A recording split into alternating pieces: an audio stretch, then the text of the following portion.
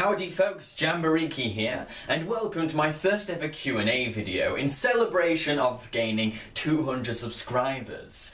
I'm really grateful for everyone that subscribed to my channel because it motivates me and lets me know that there's an audience for what I do. A big thanks to everyone that's actually asked questions as well, I really appreciate that. So let's start with the first question. The video editing software that I used for a lot of my early videos was Windows Movie Maker. Now I can imagine a lot of people going, oh, it's so dated. Yes, I can imagine that. But I just wanted something to chop and cut with, simple as.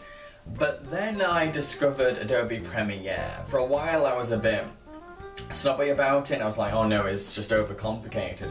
Then I started to really get into it and I used it more often, and now I love it. I really enjoy using it, and there's so much you can benefit from it because it can make your videos more polished, more refined and more stylistic. I know there are some people that wonder, oh, what editing software should I use? What do I have to use? No. There's no definitive editing software. If you want to become an editor, then use the software that benefits you. Use the software you can use, that you feel is easy to use, that helps your projects, okay? It's a very personal decision. Copyright problems are very frequent for any YouTuber. It's always going to be an issue. When I first set up my Jambareeqi account, I got recognition for copyright problems a few times, like the ID system did recognise something but didn't take anything off. But then when I worked on my review of Scamper the Penguin, that got taken off straight away.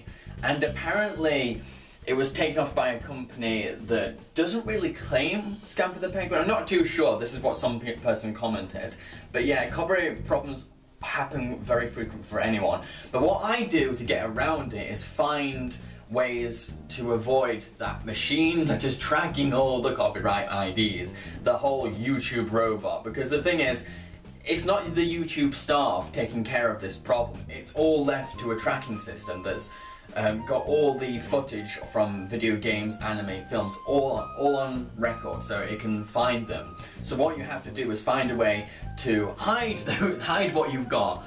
And to do that, I cut my clips under 1 to 8 seconds long, so it's too fast for the robot to track it.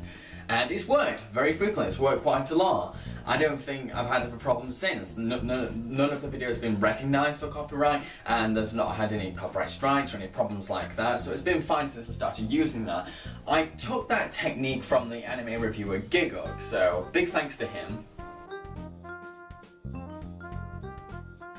Right, so when you're reviewing anime, I'm not sure if you're meaning anime series or anime movies, but it's good to remember that you should treat the subject you're reviewing as anything else. If it's an anime movie, treat it like you're reviewing a Hollywood movie, because it's not going to be immune from certain criticism. It's going to have the same mistakes as a Hollywood movie, the same mistakes as a Western animated film. There's going to be storytelling problems. There's going to be character development problems. They're going to be the same, so don't think like, oh, I have to go through some kind of process or ritual to make sure that it sticks to some kind of rules. No! Treat the anime movie you're reviewing like you're treating any other movie, because that's what it is. It's a movie. It's just Japanese. That's the only difference. I think the only thing you should take into context will be any cultural things to do with the anime you're reviewing, like if there's anything that would only make sense to the Japanese people, to Japanese culture, and take that into context and let that influence your opinion somehow, maybe, if you want. Maybe not, it's up to you. So yeah, that's the main tip I would have, and pretty much, depending on how you're going to tell a review, make sure that you have a working microphone that's got good quality, that's going to be able to hear your voice, make sure your voice is clear, make sure that you have very slick editing that's well cut and chopped together, have very good presentation, and when doing any reviewing in general, just be honest, sincere, and make sure you're opinionated about the subject you're reviewing. If you're not opinionated, then there's no point in making the review, because then you have no opinions.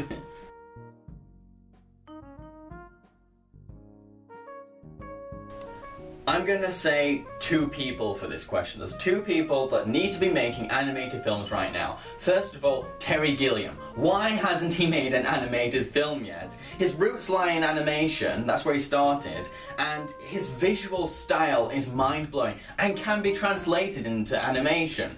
Because it's a lot to ask for a live-action filmmaker to jump into animation. They're two different mediums, and they're kind of similar, but they're also kind of different. So, like I said, it's a lot to ask a director of live action to suddenly jump into animation. So they need to show some kind of experience with not only animation, but visual imagery and stuff like that. And I think Gilliam is great at that, and I can imagine him doing a fantastic movie that's animated. I can imagine him doing a dystopian anime. Something like that, something set in the future that's colourful and whimsical but also a bit dark. I can imagine doing something like that. The other one would be David Lynch, because come on. David Lynch is like the live action equivalent of Satoshi Kon. He is just brilliant because he'll weave together films that are very dreamlike, that have a dreamlike logic and a dreamlike narrative. And that really translates well to animation. There's so much Lynch could do with animation. And again, his roots are in animation. He did a few animated shorts before he became a live-action filmmaker. So my answer would be Gilliam and Lynch.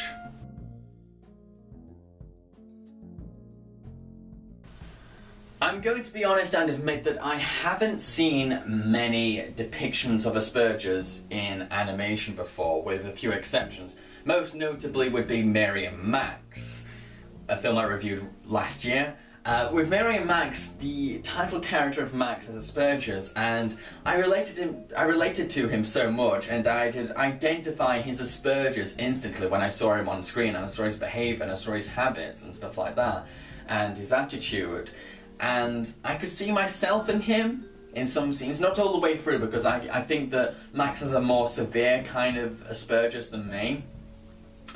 And the other example would be an episode of Arthur, the little cartoon about the aardvark. There's an episode of that really does a fantastic job of depicting what it's like to have Asperger's in two different ways, because like it shows you what it's like in reality, and like how that boy handles life, and how the family handle it, and how friends that meet him handle his Asperger's.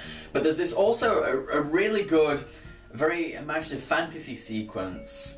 I don't know if it's a dream or an imagination sequence, something like that, but it shows what it's like to be autistic, what it's like to have Asperger's in a really inventive way visually, and it's like being an alien, and how everything's kind of bizarre, and you're kind of bizarre to other people, and it's a really good depiction of it, I think.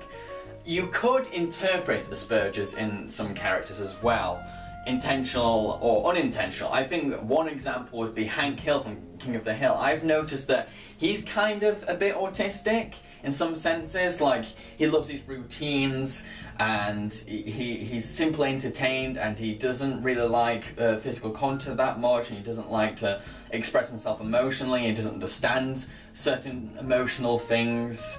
But that's interpretive. I don't know if it was intentional by the creators of King of the Hill, but to me, I feel as if that he might have Asperger's. There's something there. You could probably diagnose it. Probably, but that'll be for someone that knows it more than me, someone that's actually got a PhD, be able to do it better than me. But yeah, so yeah, I think that's one of my interpretations. I think that this is a tough question to answer, because when the anime reviewer Gigug first saw Jambareeqi reviews, he said that my show was a hybrid of different kinds of online review shows he'd seen before, particularly thatguywiththeglasses.com. And so it's kind of like I'm the Tarantino of internet reviewers in the way that I present and stylize my show. But there are two things that make me kind of slightly separated from other shows. The first reason would be I like to talk about animated films that are a bit obscure, a bit low stream. I like to talk about animated films that are either forgotten or don't get much recognition. And that's because every time I look for an online review show that focuses on animated movies, they're always about ones that have been spoken about again and again and again and again, like the Disney films, the DreamWorks films, the Pixar films. they're brought up again and again. They're all over YouTube, and I thought, well, I've seen opinions on these films again and again. I want people to bring up other ones. So I thought, you know what? I want my show to focus on that. I want to talk about animated films that not many people talk about.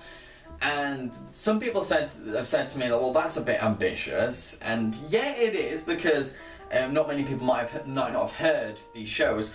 But I've noticed that some people do like to check out things they've never heard of before. They like to be introduced to things they've never heard of before. There is a niche for that kind of thing. It's something that I've noticed. The other thing that separates my show from others would be that it's from the perspective of someone that is studying animation. And I'm not saying that other online shows about animated series aren't by animation students. There might be animation students, but that's probably one of the things that makes my show a bit different from others, because it's sincerely from someone that studies this area, that has a field, that has knowledge of this subject, because I have academic education about it. So yeah, that's the kind of thing that divides my show from others.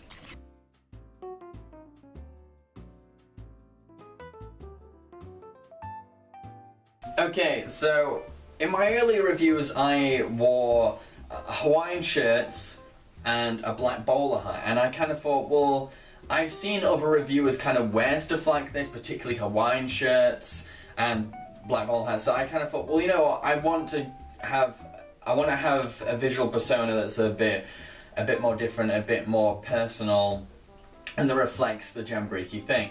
And so when I started to realise, hang on, Jambareeqi, let's start a strawberry jam kind of theme, so let's be red, let's focus on the colour red.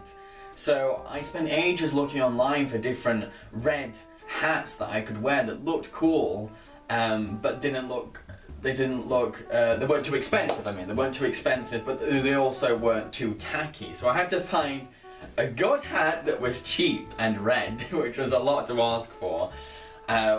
And I ended up getting this red fedora hat, and yes, I do wear it for my show, but sometimes if I have to go and meet someone and I want them to spot me from a crowd because they might not have seen my face before, they've just been told, oh, you've got to go meet this guy, he's called Jambareeqi, go meet him, and they're like, well, I don't know what it looks like. I just wear this hat because it's so noticeable. I just say, well, can you find the person with the red hat, because it stands out. If I do wear this hat in public, especially when going out with friends, people just take it off me and want to wear it and ask if they can keep it. They're so cheeky! They're really cheeky. When I first got the hat, it was actually crumpled up as well, and I thought, oh, what's wrong with it? Is it really that cheap? But you just unrolled it and it came out like this. So yeah, I hope that answers the question. Okay, so I first started getting interested in film reviews when I was about 14, 15. I often read a magazine series that's kind of like a TV guide with articles. It's called Radio Times. It's a very popular magazine here in Britain. And at the beginning of each of these magazines would be a list of all the films that would be on TV that week, and there'd be reviews of each of those films. And I fell in love with that section, because I loved the language, I loved the way that the review was set out, I loved the star system, this 1 to 5 star system. And I've kept that for Jambareeqi reviews. That's the roots of that star system that I have. And each star had a name for it, like 1 was poor, 2 was average, 3 was good, 4 was very good, and 5 was outstanding. And every time it was 5 for outstanding, it would have a big black box around it, like it means a lot. And like, I loved that. And I think a lot of those reviews kind of like definitely influenced the way I ended up writing as I grew up, and the way I chose my words, my vocabulary, my language. It was very inspired by Radio Times. And then my parents started buying me actual massive books full of Radio Times reviews. I'll be there for ages just going for all these different reviews. And I ended up going for so many that I'd end up finding films I'd never heard of before, even animated films. So I'd end up finding all these bizarre titles, and I was fascinated by the idea that no one had heard them before, and I hadn't heard of them before, and it made them so mysterious, and it made them so fascinating. I was thinking, like, what are they like? And what are the people like that made them? I just got really interested in it.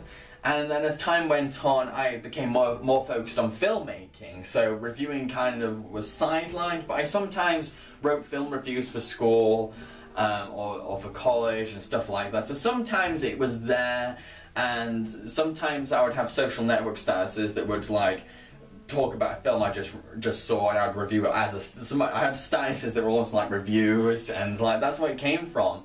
And I noticed a lot of people like these statuses as well, and which is really good. And then later on I discovered online internet reviewing, and I was stunned. I couldn't believe that there was something like this medium that combined two of my passions, filmmaking and film reviewing. The idea of putting a story around a review, or having a review that's presented with some kind of visual style, or something to it that I just like the idea of taking film reviews and giving them some sort of direction and some sort of or narrative or tone, visual tone. You give a feel to it. I love that idea that you could turn a film review into sort of a film or a short film. I loved that idea when I first discovered online internet reviews. And as time went on, I kind of thought, well, you know what, I'm going to have a go at this. I'm going to have a go at this. I'm going to jump into this, and I've been doing it ever since. So I hope that explains my roots.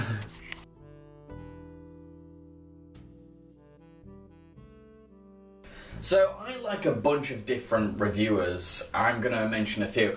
Obviously, I love Roger Ebert. He is a legend. He is the icon, the godfather of film reviewing. I really look up to Mark Kermode, who I met last year, because I love his passion and energy, and I love how amusingly entertaining he is. I really enjoy Doug Walker's work, particularly for Nostalgia Critic.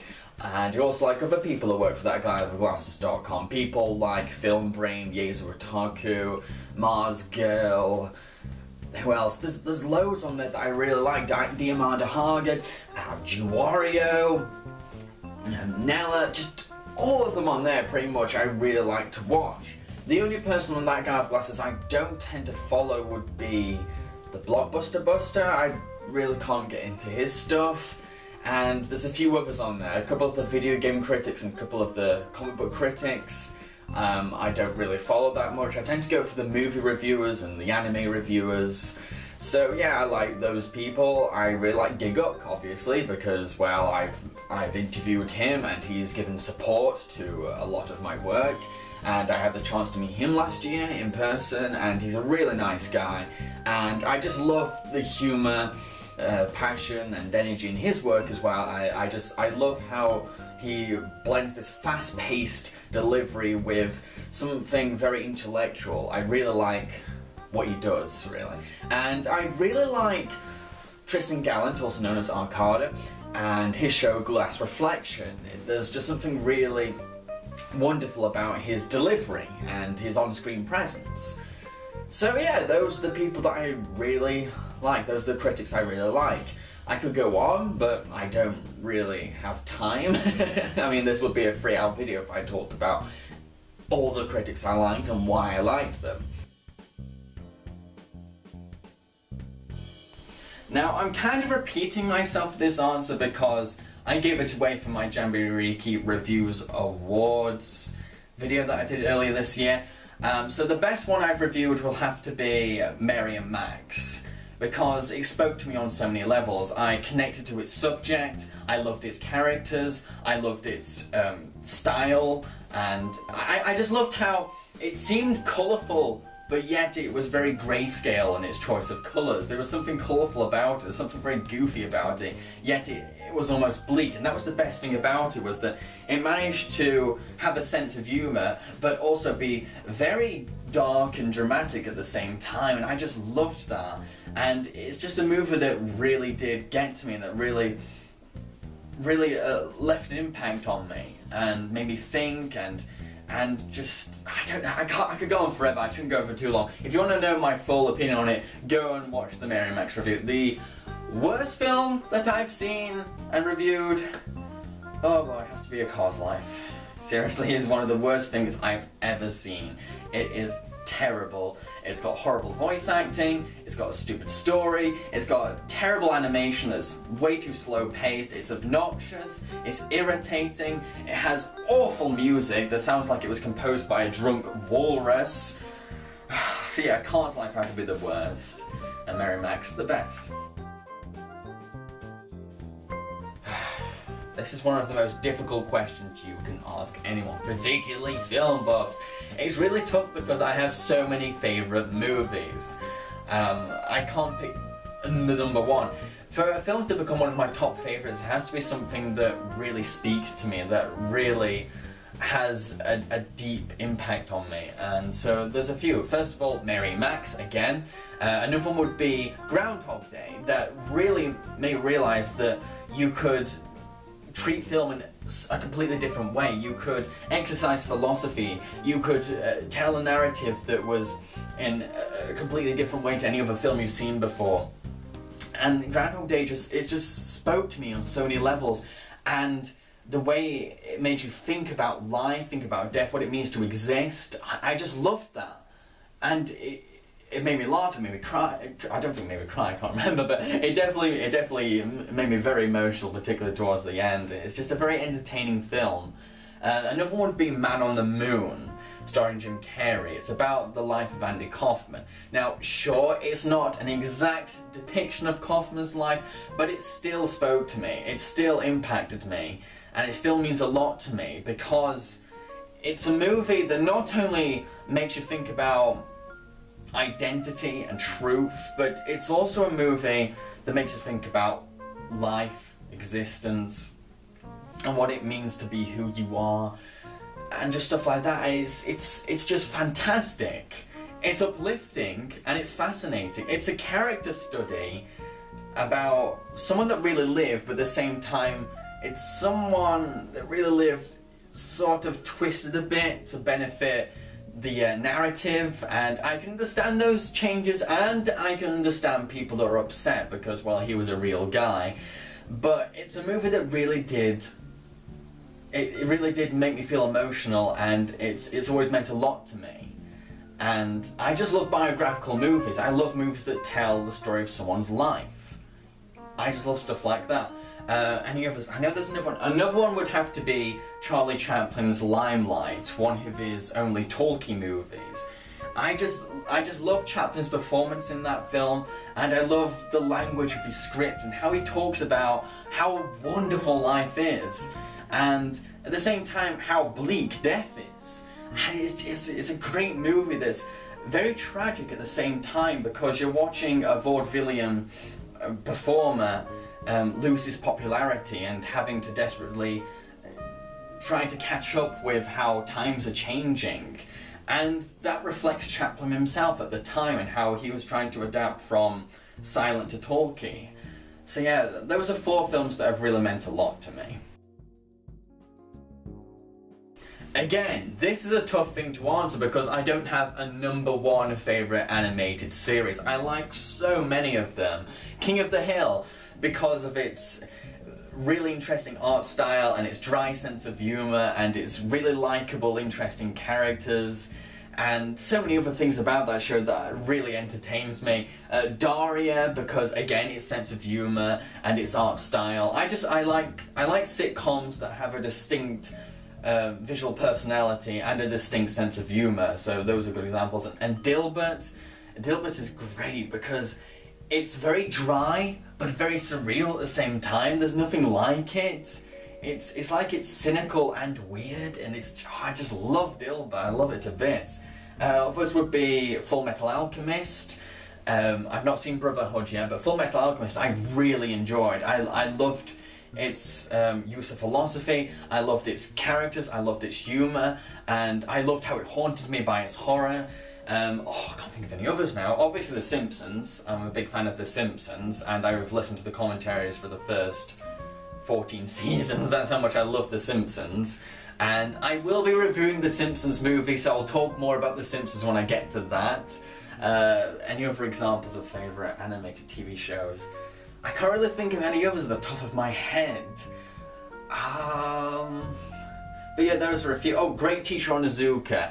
Even though it has a crude style of animation, I just love the main character of Onizuka. There's something charming and heroic and flawed and relatable about him. There's something really great about that character. Like, he's really likable, but like he's such a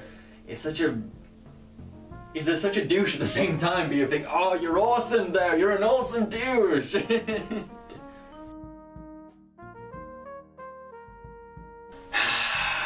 Favorite voice actors. This is another one that I could end up doing a 3-hour video on because I have so much respect for voice actors. I have so much love for voice acting, and I'm a voice actor myself, and so I'm so passionate about it. I just love it. I love how it's a challenge. You have to mask yourself from the audience and be emotive and expressive and entertaining through just your voice, and I think that's fantastic. It's an underappreciated medium, it really is. The Oscars should start having Best Voice Actor, I swear. They need it. It's a fantastic medium.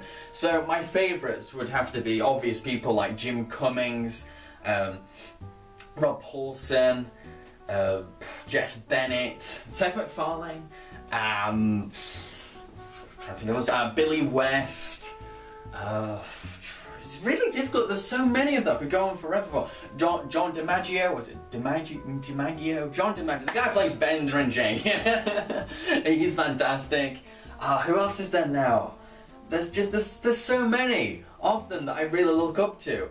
And the thing that I like to admire about a voice actor is not only their versatility. It's not just their versatility that I like, which is something that I do admire, but it's their ability to showcase their emotions and their range of emotions, and how convincing they can sound as that character. As long as they make me forget that, like, this is not a celebrity voice, this is the character. Those are the best kind of voice actors. So yeah, those are a few examples. I'll be here all day if I went for more. Okay, so with live action actors, there are way too many again, so I'm only going to talk about 3 of my favourites. I like actors that are slightly method in character about what they do. I really like actors like that. Ones that not just like put on the costume, but become that character, like they change their voice, they change their mannerisms. I love stuff like that. So I really admire Johnny Depp, because he does that so many times. Sometimes it's not perfect, sometimes you kind of like, you think like, oh, you're kind of overdoing it, you're being a bit hammy. So he's not a perfect actor, but I like that he's trying to be versatile. I like versatility. I like actors that can convince me that they are no longer who they are. They become distant from their identity in real life. And one example would have to be Divine from the 70s, the drag queen from the 70s. He was fantastic because he had this strange kind of acting style that was the right kind of over the top sometimes, but he was also able to be very emotional, very expressive. But his biggest achievement was that he convinced you that he was a middle-aged woman. You were convinced he was a woman, even though his makeup was all over the place, even though he had like over-the-top clothes and over-the-top hair, and he looked all... but it was his performances. You were convinced that he was a woman, even though he was a man, and that's a great achievement, I think. I think it's really, really great that you can convince... An actor that can convince you that they are not an actor, that they're a middle-aged housewife. I think that is fantastic. That's a great accomplishment. And I like actors that have a fantastic screen presence, that when you see them, you're mesmerized, you're hypnotized. And the best example of that would be the Japanese actor Takashi Shimo. He is amazing. The face he has is just amazing. You just see that face and you're just like, whoa, just draws you in. I mean, examples of his work would be Rashomon, Ikiru, and loads of different Akira Kurosawa films. He's just got this presence that's just so hypnotizing, and that makes me just look at the screen like, wow, whoa. There's so much raw emotion in just the simplest facial expressions that he does. Okay, so some of you may be disappointed because I tend to direct a lot of my attention towards animation filmmakers than animation studios. But that's just me, but I can name a few that I like. Obviously there's the big ones like Pixar, DreamWorks, Disney, and I think the thing that really drives those studios would have to be the people behind them. And I'm not talking about the businessmen, I'm not talking about the chairman, the CEOs, I'm talking about the artists, the storytellers, the directors, the people that brainstorm these ideas to make these productions work. And they need more recognition because they're incredibly talented.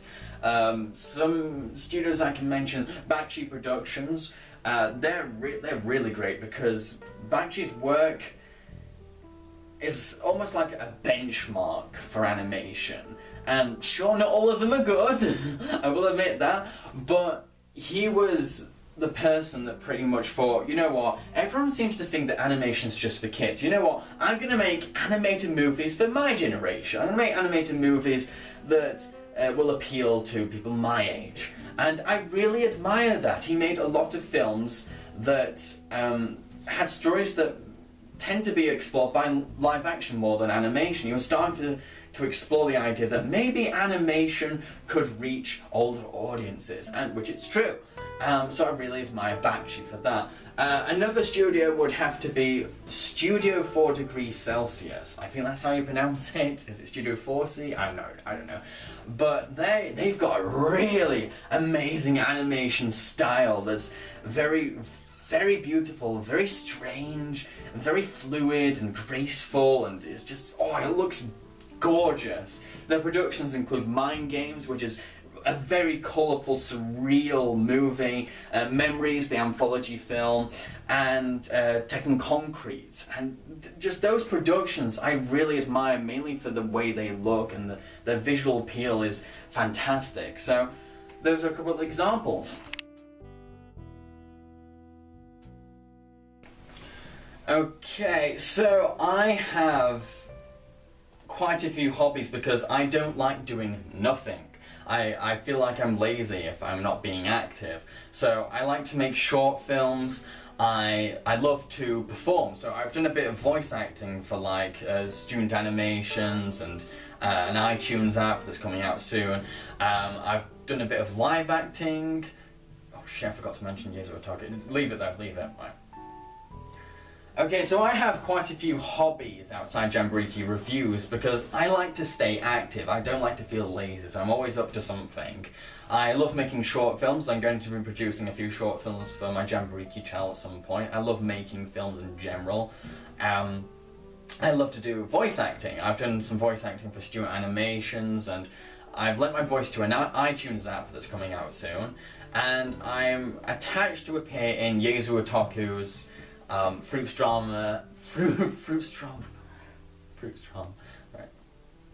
Okay, so I have a lot of hobbies, because I like to stay active. I don't want to be lazy. I love to make short films, and I will be making a few for the Jambareeqi channel at some point. I love to voice act, and I've lent my voice to a few student animations before, and I've lent my voice to an iTunes app that's going to be coming out at some point this year. And I'm attached to play a character in Yezu Otaku's Fruits Basket radio drama. I'm going to be in an episode of that at one point. I like to do live acting. I've appeared in a few student films. Recently I appeared in this film called Senteko Corp, which was a parody of 50s PSA films. What else do I like doing? I love to write. I love writing. I love to do it. I love writing lyrics, I love writing stories, I love writing scripts, I love writing reviews, and so I love to write. I do draw sometimes, but when I do draw, it's usually something very surreal and bizarre. I really love surrealist art. I love to edit, and recently I started a new hobby where I gather people up and we have a nerdy party, because I'm not interested in nightclubs, I'm not interested in drinking, not interested in music festivals, not interested in big crowded events or stuff like that, because really I don't like loud noises and big crowds. So I recently decided, you know what, I'm going to have my own parties. They'll be in a nerdy style. It'll be great for geeks to come to, and it'll be great to see my friends more often. So that's my best route to socializing, really. So yeah, those are a few things I have to do outside of Jambareeqi reviews. I love Porco Rosso from Porco Rosso. I love how charming and confident he is, but at the same time, he has flaws. He's a bit sexist, he's a bit too confident, and he's a bit reckless. But those are aspects that make him a bit interesting and give a bit of an edge. And he does have emotion deep down. He just chooses to reserve him, and that gives him a bit of mystery. So I really love Porco Rosso. I also really like Edward Elric from Full Metal Alchemist because he's a wonderful blend of goofy and badass. It's great. I really find that entertaining because he can be really energetic, and he can be really funny, and he can be really cool all at the same time. And I also like Finn from Adventure Time because he acts like a little boy, but he manages to be badass at the same time. That's really hard to do. It's really hard to do that. So yeah, I tend to like heroes that are likeable, entertaining, and have a bit of an edge. So I do prefer anti-heroes to conventional heroes, but I can admire traditional heroes as well. Favourite villain? Villain. Right, okay, so I think the thing that has the best villains in it ever would be the Powerpuff Girls. The villains in that show are awesome. They're all very distinct, they're all got really awesome personalities, they're all insane, and they're all a great mix of goofy and intimidating.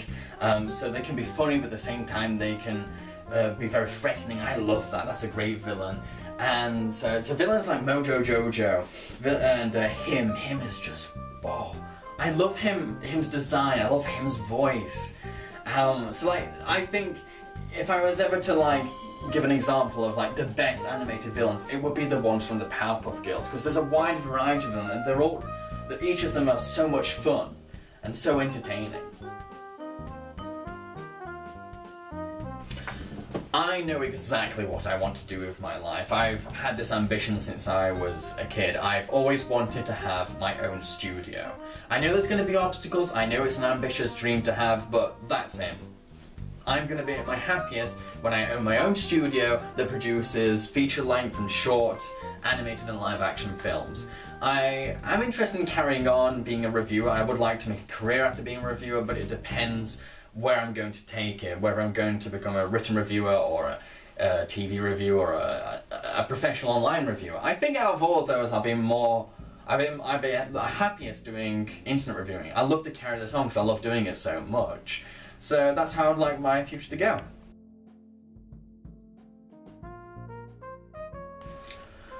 I have quite a few, but I'm only gonna have I'm gonna select a minor group of them. Okay, so I have a few films that I love to watch again and again and again. First of all would be Kiki's Delivery Service, because it has such a laid-back feel to it, and it's so charming and it's so sweet, and it's just a really nice movie to put on. If I'm feeling down, I just put on Kiki's Delivery Service. Another one would be, again, Porco Rosso, because of the lead's character's charm, because, again, it's a very relaxed and laid-back movie. I love films like that. Those are films I can watch again and again and never get tired. Those are films that really cheer me up. And another one would be Tokyo Godfathers. I've watched that film again and again and again, particularly at bedtime. It's a film that's just so magical and so tragic at the same time, and I will probably review it at some point, but I don't know because there's not exactly a dub of it, and so I don't review things that have subs because that's distracting for anyone if I'm talking about the subject and they've got words at the bottom. So I might, if I find a way to get hold of it without subs, so then I'll be able to talk about it a bit more, but it is one of the films that I like to watch again and again.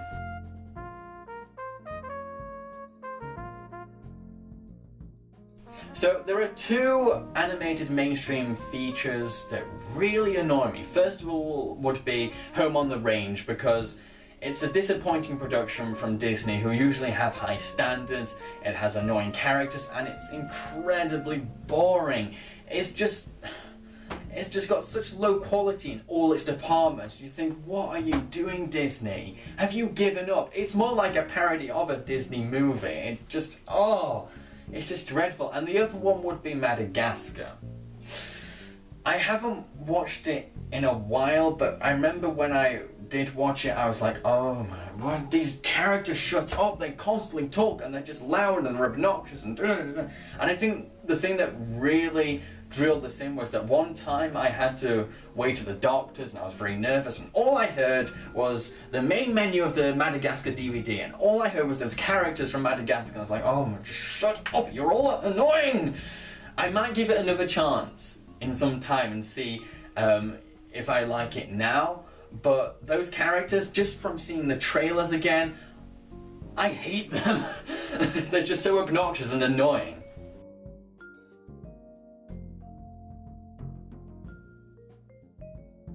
If I was to choose a movie to be turned into a book, I would go for Wreck-It Ralph, because there's so much you could do to expand its universe. There are so many other kinds of video games that could be turned into a world for Ralph's universe.